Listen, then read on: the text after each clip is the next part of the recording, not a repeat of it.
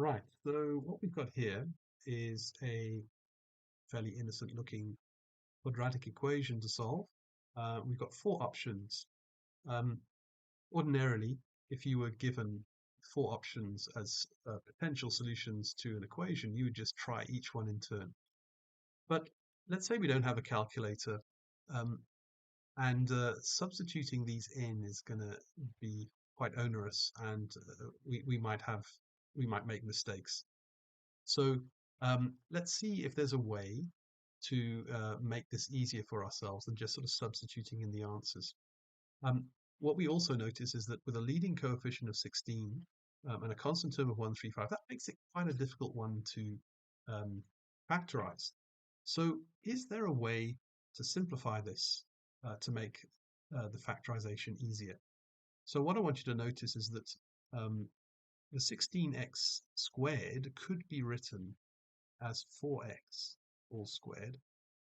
The 24x could be written as 6 times 4x and then minus 135 equals 0. Now what we notice is that it's become a quadratic equation with the variable as 4x. Now what some of you might like to do is to use a substitution. So we could just say in place of 4x, just to make it look easier, we could say, well, let that be y. So we get y squared minus 6y minus 135 equals 0.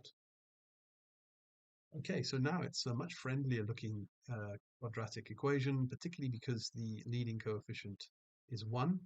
And so what we're looking at is two numbers that multiply out to give me minus 135 with a difference of 6.